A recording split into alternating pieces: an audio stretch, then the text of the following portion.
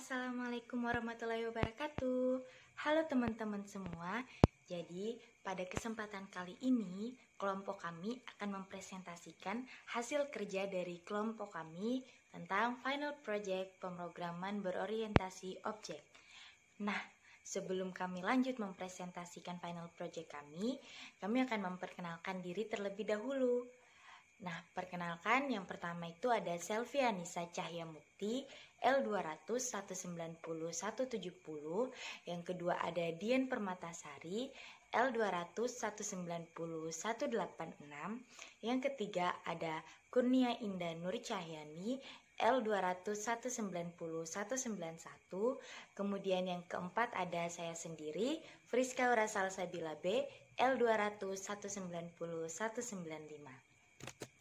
Nah, pada final project kali ini kami membuat suatu program yang mana itu berisikan informasi katalog dan peminjaman buku, novel, serta jurnal yang ada di perpustakaan.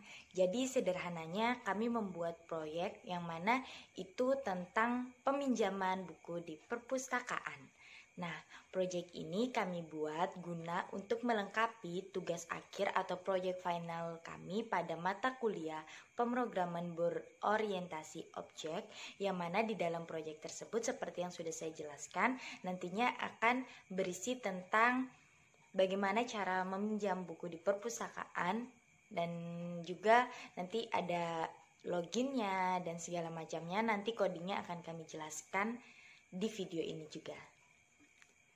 Kemudian di sini sebagai overview aja atau sebagai review tentang beberapa materi yang telah diajarkan kepada kami sebelumnya yang kami terapkan ke dalam program kami kali ini. Tapi mungkin apa yang kami review di sini ini hanya beberapa saja, dan mungkin nanti di programnya itu mungkin lebih kompleks atau mungkin ada yang lainnya yang tidak sempat kami cantumkan di dalam PPT kali ini. Nah, yang pertama itu ada kelas. Kelas itu merupakan cetak biru atau blueprint dari objek, atau suatu objek dapat dibuat atau diturunkan dari suatu model rancangan. Jadi, ibaratnya kelas itu adalah cetakannya. Jadi, segala macam sifat dan lain-lainnya itu kita atur di dalam kelas itu sendiri. Nah, kemudian ada objek. Nah, objek ini merupakan representasi nyata dari suatu kelas. Jadi, kalau misalnya kita buat kelas, tapi kita nggak buat objek, kita tuh nggak tahu kelasnya itu tuh kayak gimana, karena kelas itu cuma berupa cetakan. Nanti kalau kita mau lihat hasilnya atau aksinya, itu kita harus mengimplementasikannya dengan membuat objek, seperti itu. Kemudian selanjutnya ada package. Nah, package ini merupakan suatu folder yang menyimpan kelas Java sehingga program yang kita buat bisa tersusun dengan rapi.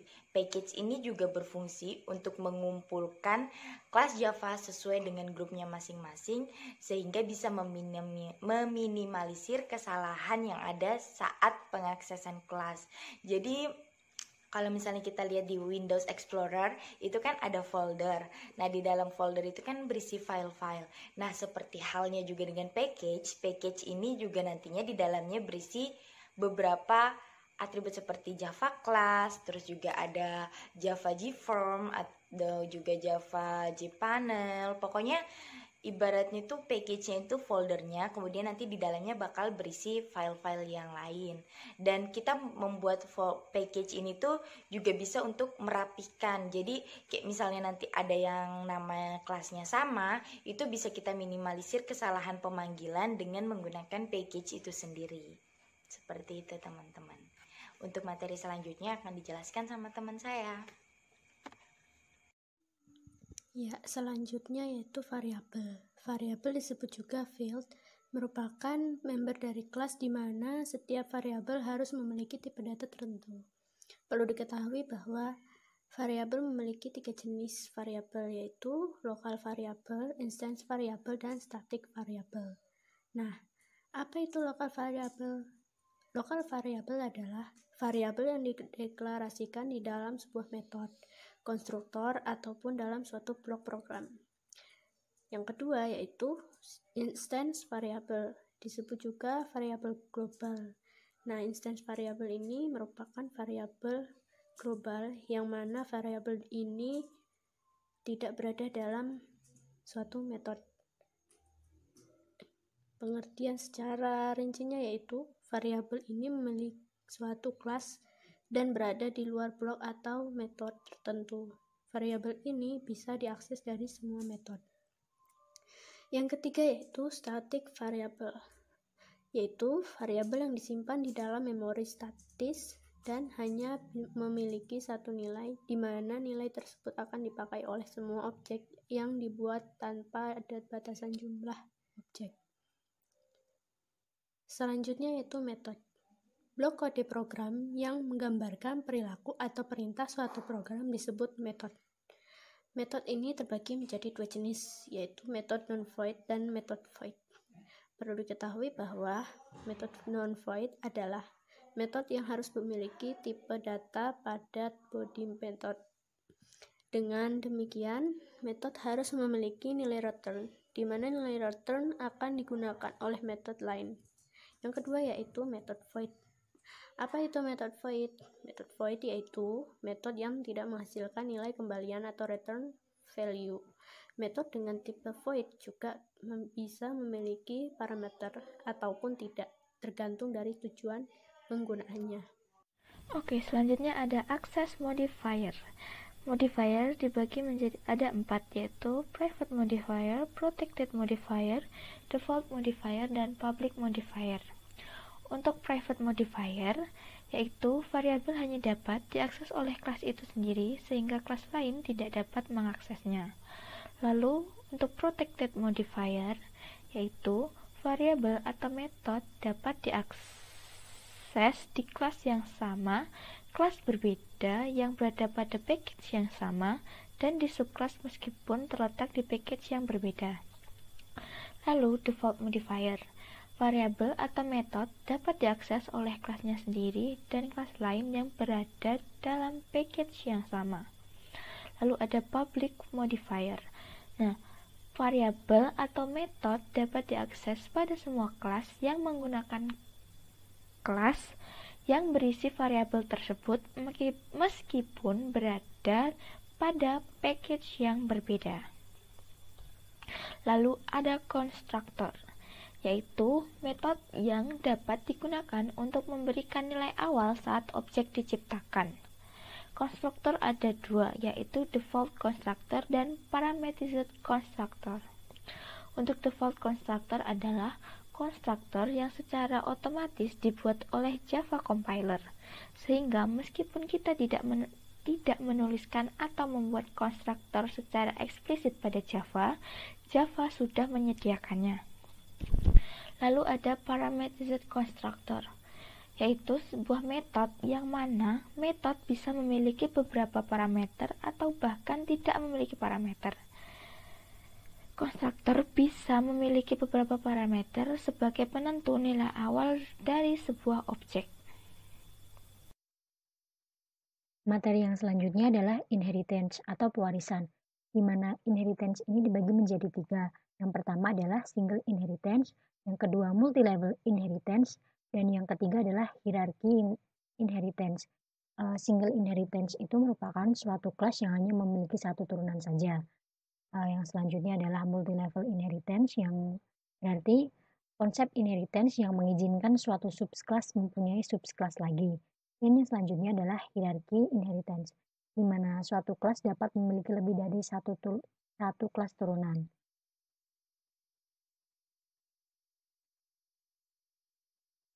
Nah, selanjutnya adalah encapsulation. Encapsulation merupakan teknik untuk melindungi atau membungkus data atau variabel supaya tidak dapat diakses langsung dari kelas lain. Dengan menggunakan encapsulation, maka data bisa disembunyikan dari kelas lain yang tidak berhak memiliki akses. Untuk menerapkan teknik encapsulation ada beberapa hal yang harus dilakukan, antara lain, yang pertama, mendeklarasikan variabel dengan akses modifier privat dan menyediakan metode yang memiliki akses modifier public sebagai getter dan setter. Fungsi dari getter adalah untuk menampilkan privat variabel, sedangkan setter digunakan untuk memodifikasi nilai privat variabel.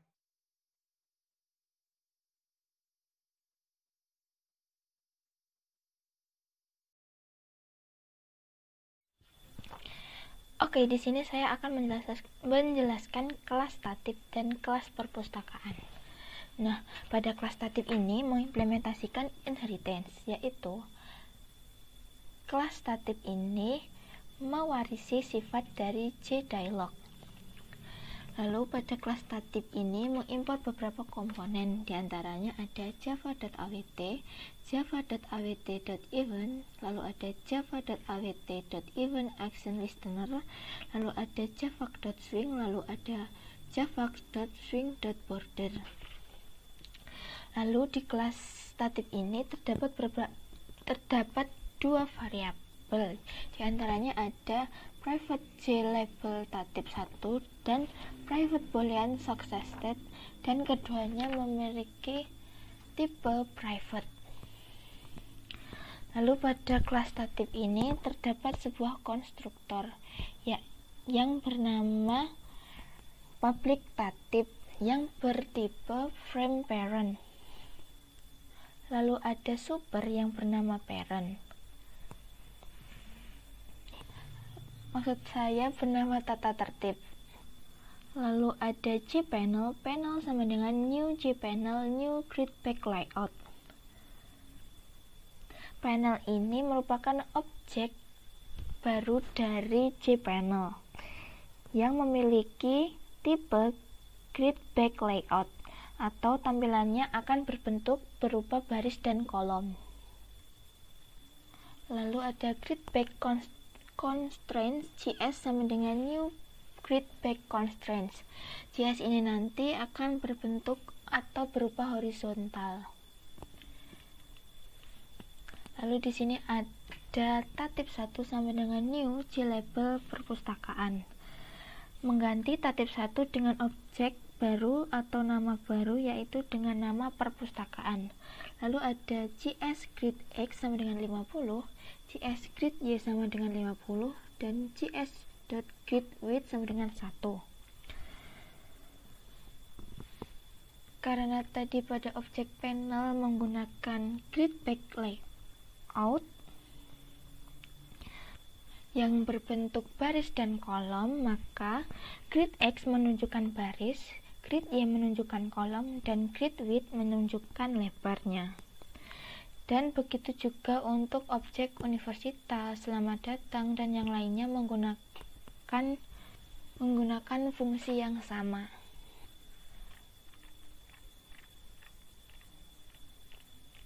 Nah, ini ada panel.setBorder, new line border, color.pink. Ini untuk mengeset pada border atau tepi dari panel nanti memiliki warna pink. Lalu di sini kita membuat button dengan nama mengerti.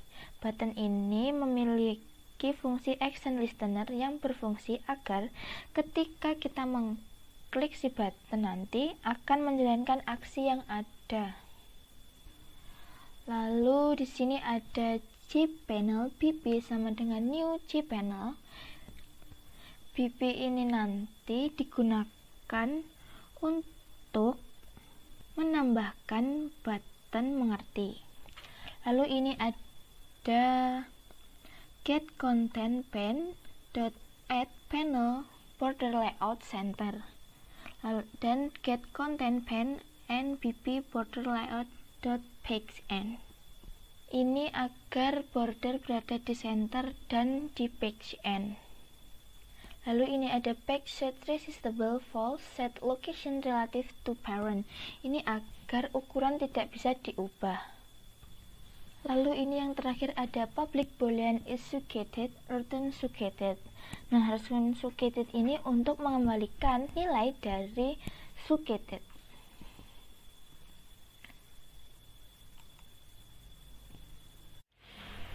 Oke, selanjutnya ada kelas perpustakaan. Nah, di kelas perpustakaan ini mengimport beberapa komponen, yaitu ada java.awt, lalu ada java.swing.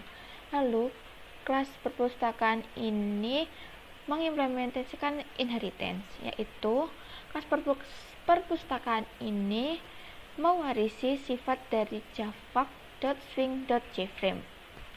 Lalu kelas perpustakaan ini mempunyai sebuah variabel yang bertipe static, yaitu dengan nama public static string name. Lalu ada sebuah metode non-void yaitu email. Nah, string email sama dengan perpustakaan@ums.ac.id. Return email, nah ini untuk mengembalikan nilai dari email itu. Oke, di sini saya akan menjelaskan tentang kelas buku dan juga kelas from peminjaman.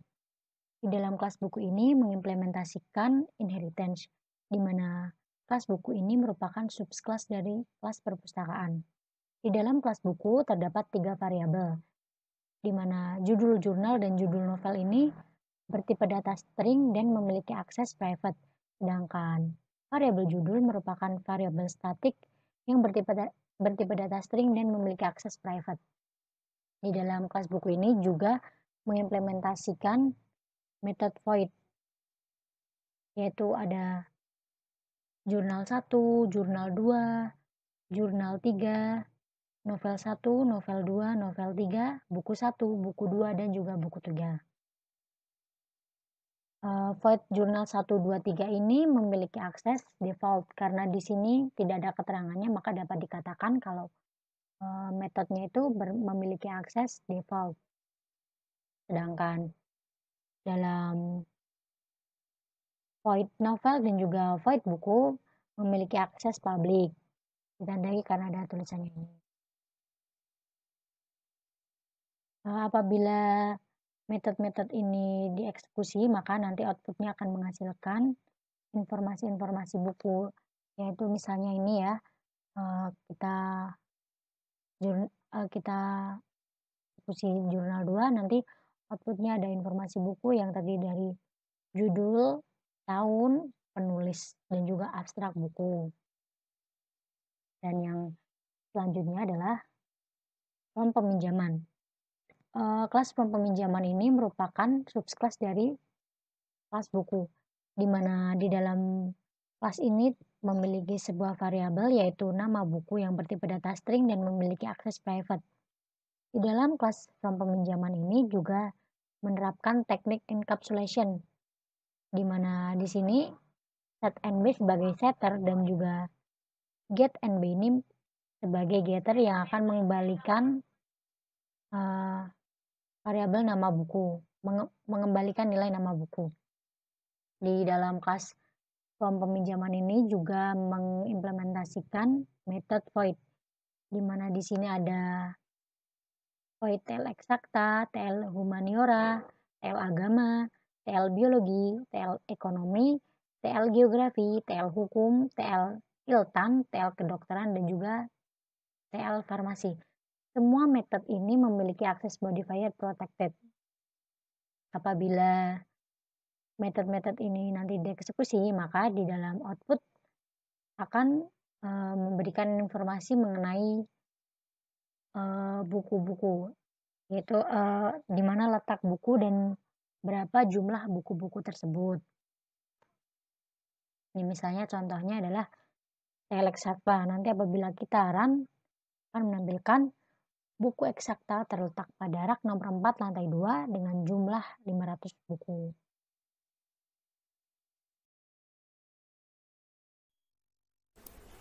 Baik, saya akan melanjutkan penjelasan codingan di antara dua kelas berikut. Yang pertama yaitu kelas masa peminjaman, yang kedua yaitu pada kelas data peminjaman. Nah, pada kelas masa peminjaman ini terdapat 4 metode yang dipanggil menggunakan import. Yang pertama yaitu import java text.simple date format. Ini nantinya digunakan untuk memformat waktu. Yang kedua yaitu ada import java.util.calendar yang nantinya untuk memanggil waktu secara rinci. Yang ketiga ada import java.util.t digunakan untuk memanipulasi waktu dan tanggal. Yang keempat ada import java.util.local yang digunakan untuk menampilkan waktu lokal. Di dalam public class masa peminjaman ini terdapat 2 metode non-void. Kenapa disebut metode non-void? Karena kedua metode ini memiliki tipe data dan juga memiliki nilai kembaliannya. Nah, pertama, metode static kalender tenggat waktu. Di dalamnya terdapat date waktu. Waktu awal ini nanti untuk mengeset waktu kapan kita mengaksesnya. Kemudian int jumlah waktu. Ini nantinya akan menjumlahkan waktu beberapa hari atau beberapa bulan, tahun, dan lain sebagainya sesuai dengan yang kita inginkan. Nah, sedangkan pada program ini kita menggunakan rumus penambahan hari dikarenakan batas peminjamannya itu 7 hari. Kemudian ada string satuan. Ini nanti untuk memanggil rumus. Misal rumus yang ditambahkan itu hari, berarti kita nantinya memanggilnya itu hari. Nah, berikut adalah kode programnya. Calendar call sama dengan calendar.getInstance. Ini membuat suatu objek. Dua ada call.setTime waktu awal. Nah, nanti kalender ini kita mengeset waktunya itu sesuai kapan kita mulai akses program ini secara otomatis. Kemudian ada switch. Kemudian masukkan variabel satuan.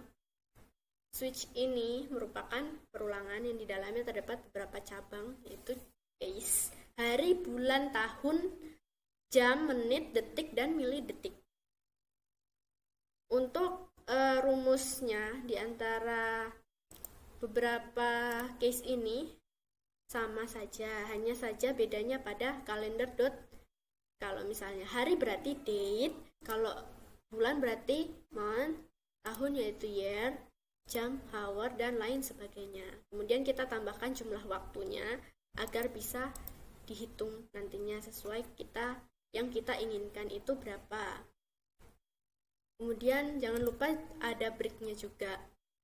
Karena jika tidak ada break ini, maka perulangan itu tidak akan berhenti.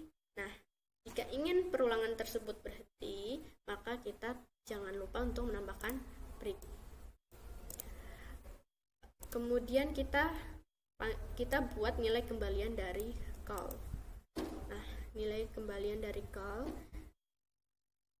selanjutnya yaitu pada metode yang kedua, yaitu static string tampilkan tenggat waktu. Di dalamnya terdapat date, tanggal dan waktu, string pola, lokal. Nah, di dalam metode ini terdapat lokal variabel yaitu string tanggal str. Kita string tanggal str ini, tanggal str merupakan variabelnya. String ini merupakan tipe datanya. Kemudian kita panggil metode simple date format. Ini untuk memformat tanggal dan waktu. Kemudian ada if lokal sama dengan null, maka yang hasilnya itu formatter sama dengan new simple date format pola saja. Itu jika lokalnya sama dengan null. Tapi jika tidak, maka hasilnya formatter sama dengan new simple date format pola plus lokalnya. Nah, kita panggil variabel tanggal str. Kemudian kita masukkan atau simpan dalam formatter.format tanggal dan waktu. Kemudian return tanggal str merupakan nilai kembalian dari tanggal str. Selanjutnya pada kelas data peminjaman. Pada kelas data peminjaman ini terdapat metode void, yaitu public void show.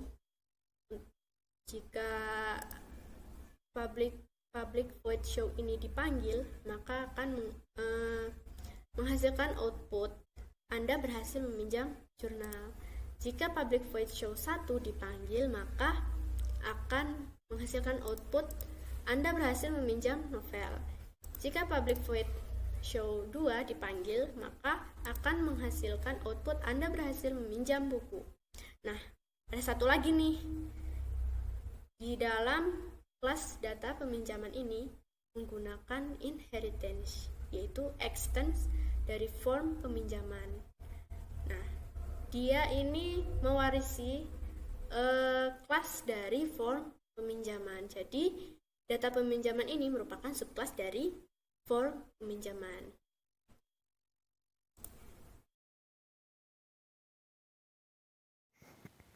Nah, selanjutnya adalah kelas login admin.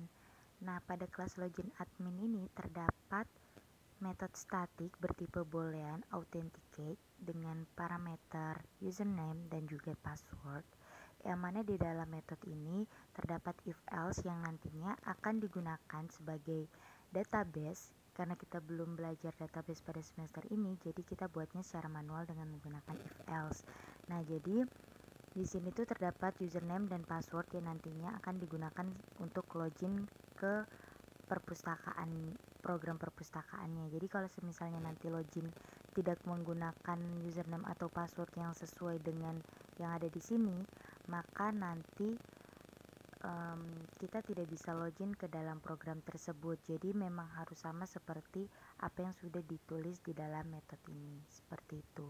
Sini return false kalau misalnya kita memasukkan yang beda. Kemudian selanjutnya kita masuk ke kelas login dialog. Nah, login dialog ini extends JDialog, tapi sebelumnya di sini saya mengimport beberapa yang nantinya akan dibutuhkan untuk membangun program ini. Nah, kemudian pada login JDialog ini saya membuat beberapa variabel private. Nah, di sini ada JText field, tipenya ada JPassword field, JLabel, kemudian JButton, dan juga ada satu yang bertipe boolean yaitu subclassed. Nah, di sini saya membuat dengan nama-nama seperti yang tertera di situ. Kemudian di sini saya juga membuat metode yaitu get username dan juga get password, di mana get username dan get password ini yang nantinya akan mengambil nilai dari apa yang kita inputkan saat login, seperti itu. Kemudian setelah itu juga di sini ada public login dialog frame parent, yang itu merupakan konstruktor. Kemudian di situ ada saya membuat objek panel dengan tipe grid back layout. Nah, ada beberapa layout, tapi di sini saya memilih grid back layout untuk membuat komponen GUI-nya itu terbagi dan tersusun atas dasar konsepnya itu baris dan kolom, seperti itu. Kemudian di sini saya men-settingnya agar bentuknya itu horizontal nantinya. Kemudian di sini saya membuat JLabel dengan nama username, kemudian di situ juga ada yang password. Kemudian di situ untuk JText field ada JPassword field juga, yang mana di situ saya mengatur koordinat X dan koordinat Y-nya sedemikian rupa sehingga nanti tidak saling bertumpukan dan nanti antara label sama JText field itu bisa bersampingan. Kemudian di bawahnya nanti ada password, kemudian di sampingnya nanti ada password field, seperti itu. Nah, di situ juga saya buat panel set border color pink, itu untuk memberikan warna pink pada garis bordernya nanti pada saat login. Kemudian di situ juga ada saya membuat button. Nah, namanya login. Di situ ada nama objeknya itu button login, yang mana button login ini saya tambahkan dengan add action listener, yang mana nantinya akan saat mouse-nya mengklik button tersebut maka akan menjalankan aksi yang berada di dalam action listener itu sendiri. Nah, dalam kasus ini jika loginnya itu berhasil, username dan passwordnya yang dimasukkan itu benar, maka dia akan menampilkan tulisan hi, username kita yang kita pakai login, kamu berhasil login. Nah, di sini tipe yang saya gunakan yaitu information message, seperti itu. Nah, kemudian setelah itu nanti nilai dari variabel subclassed itu akan menjadi true karena sudah kita atur sedemikian rupa. Kemudian di situ juga ada dispose itu untuk keluar, seperti itu. Kemudian itu kan kalau misalnya kita berhasil login, tapi kalau semisalnya nanti kita loginnya itu tidak berhasil atau salah memasukkan username atau password, maka akan muncul error message, yaitu tulisannya username atau password Anda itu salah, seperti itu. Kemudian nanti setelah itu untuk bagian text fieldnya sama password fieldnya itu disetting menjadi null lagi atau kosong, nggak ada tulisan apa-apa. Kemudian nanti variable succeeded-nya bernilai false. Kemudian setelah itu saya juga di sini membuat button lagi, yaitu button cancel, tulisan namanya cancel. Di sini juga saya menggunakan action listener, tapi di sini saya tidak menambahkan apa-apa, hanya menambahkan dispose saja, karena nanti kalau misalnya diklik cancel maka dia akan otomatis keluar seperti itu. Kemudian di sini juga ada saya membuat panel dengan nama seperti itu BP, dan di situ saya add button login sama button cancelnya. Kemudian di situ saya juga membuat get content pane yang mana itu saya set untuk yang panelnya itu center, sedangkan yang BP-nya itu saya buat page end. Kemudian di situ saya atur supaya ukurannya tidak bisa dirubah-rubah lagi, dan set location relative to parent, maksudnya biar nanti muncul loginnya itu di atas frame yang sudah saya buat, seperti itu. Kemudian di situ juga ada satu metode, yaitu public boolean issueceded, yang mana itu nanti akan mengembalikan nilai dari variabel succeeded. Nah, variabel succeeded itu yang sudah kita atur tadi, dia bisa bernilai false ataupun bernilai true sesuai dengan nanti aksinya, seperti itu. Kemudian di sini kita lanjut ke yang demo, kelas demo, tapi sebelumnya sama seperti sebelum-sebelumnya saya mengimport beberapa yang memang dibutuhkan untuk program ini, seperti yang teman-teman bisa lihat sendiri. Kemudian di sini saya membuat main method yang mana nantinya untuk menjalankan program yang telah kita buat, seperti itu. Di sini saya membuat beberapa gambar yang mana itu nanti akan saya jadikan icon. Di situ ada tatip copy PNG sama log PNG yang nantinya keduanya akan saya jadikan sebagai icon dalam button yang saya buat nantinya. Kemudian di sini saya membuat Gframe, membuat object frame dari kelas Gframe, yaitu namanya perpustakaan UMS. Dan selain itu saya juga membuat JLabel dan juga button tentunya. Di situ button saya buat dua, button tatip sama button pinjam. Dan di situ bisa dilihat kalau di button itu tidak ada nama apa-apa, jadi langsung icon. Icon itu nanti berisi gambar yang telah saya buat di atasnya tadi. Nah, seperti itu. Kemudian di situ juga saya set bounds untuk mengatur letaknya, yaitu ada X-nya, Y-nya, width dan height-nya, seperti itu. Nah, itu width dan height-nya. Nah, kemudian di sini saya ada lokal null, itu untuk menampilkan tanggalnya nanti, tanggal peminjaman dan juga tanggal pengembalian. Di situ juga ada tipenya, nanti tipenya seperti itu, nanti jenis tanggalnya yang muncul jadi tanggal, bulan, tahun. Kemudian di situ saya set menjadi 7 karena nanti batas peminjamannya itu sebanyak 7 hari. Kemudian di sini saya buat button tatip juga ya teman-teman, dengan menggunakan add action listener. Di sini ada dua, button tatip sama button pinjam. Dan di button tatip itu saya membuatnya itu setelah saya mengklik nanti itu saya membuatnya dari kelas tatip. Jadi saya membuat objek dari kelas tatip, kemudian tatip titik set visible true itu untuk menampilkan apa yang telah dibuat di dalam kelas tatip tersebut. Kemudian selanjutnya itu ada yang button pinjam. Di sini add action listener, yang mana action listener ini hanya mempunyai satu metode ya, yaitu action format. Nah, di situ saya membuat objek dari login dialog. Di situ namanya login dialog 1, kemudian saya set visible agar bisa muncul. Kemudian itu kan untuk menampilkan loginnya, yaitu memasukkan username dan juga password. Nah, jika benar if login dialog is succeeded, benar atau true, maka dia akan menjalankan program di bawahnya itu. Di situ saya membuat objek itu seperti itu.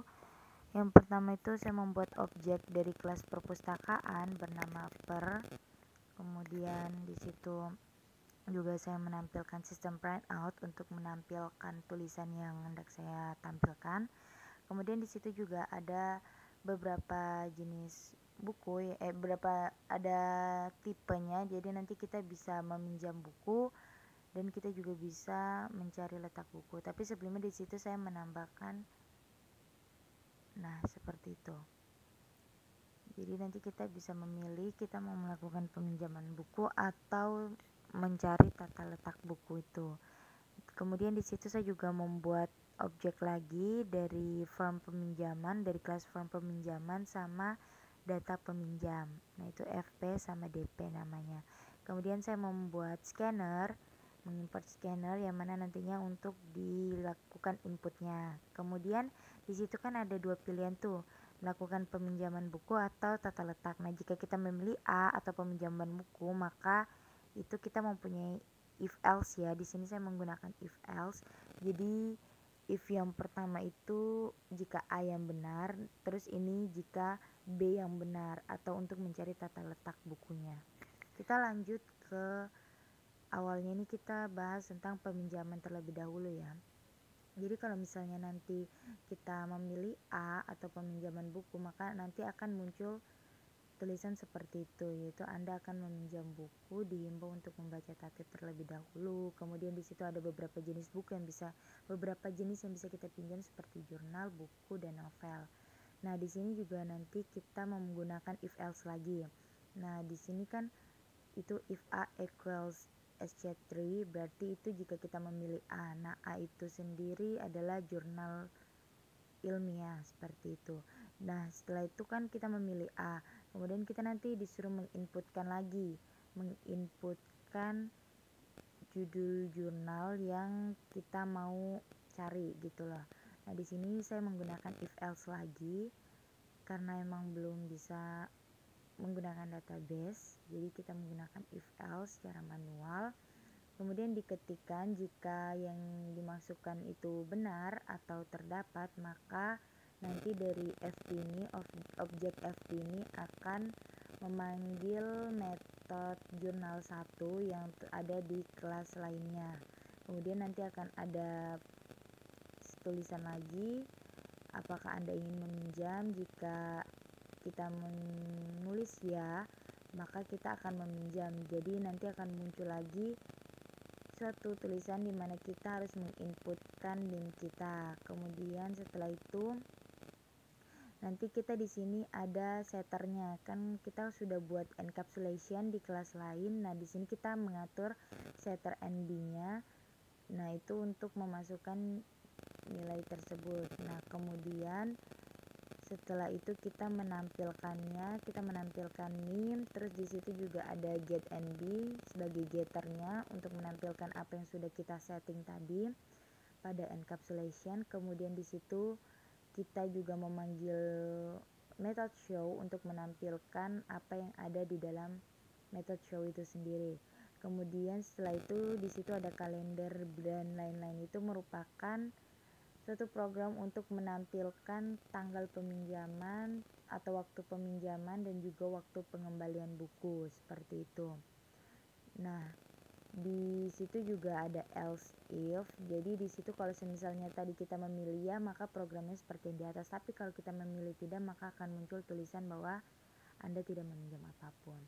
Kemudian selebihnya itu programnya sama semuanya karena memang kita membuatnya manual satu persatu karena belum bisa menggunakan database. Dan intinya itu semuanya sama, cuma nanti perbedaannya itu di judul bukunya atau judul novelnya atau judul jurnalnya seperti itu. Kemudian lanjut ke else if B equals SC1.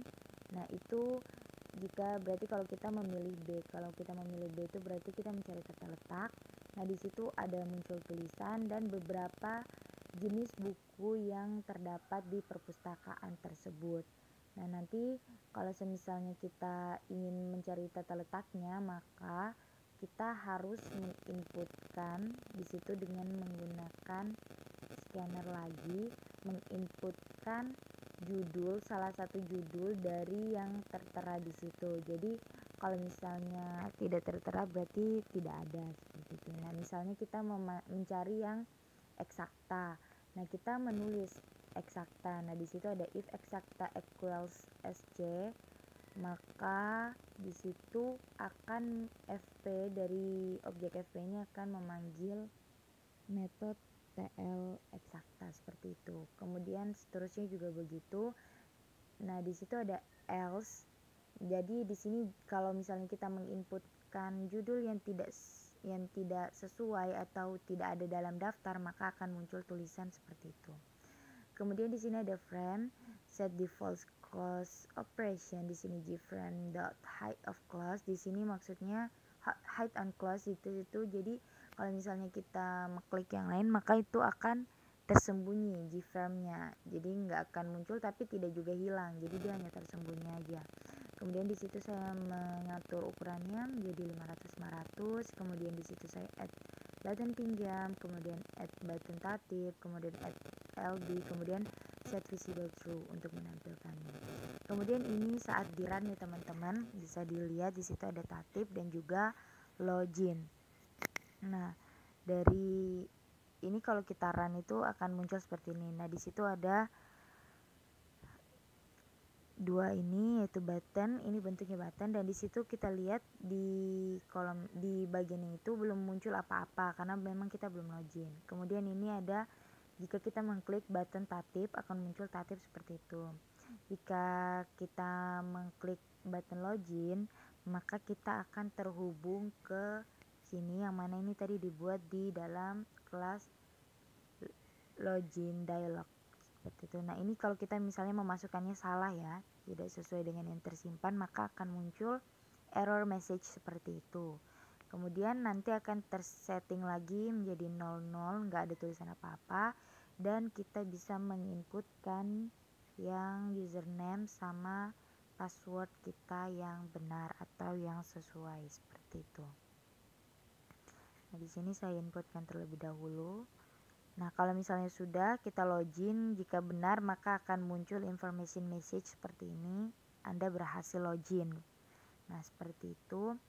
Kemudian di sini langsung munculkan di situ muncul programnya yang sudah kita buat. Tadi kan nggak muncul soalnya tadi kita belum login. Nah, di sini misalnya saya akan melakukan peminjaman buku, maka di situ saya harus mengetik terlebih dahulu sesuai perintahnya, berarti saya mengklik A-nya, huruf A.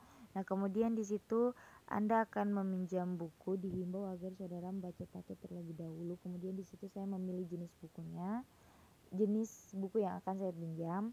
Di sini saya misalnya memilih novel, berarti saya nulis B. Terus saya diminta memasukkan judul, misalnya 5 cm. Nah, di sini nanti akan muncul informasi dari novel yang akan saya pinjam, mulai dari judul, tahun, penulis, sinopsis. Kemudian di sini ada afirmasi lagi atau validasi, apakah Anda ingin meminjam? Ya, maka saya diminta untuk memasukkan NIM.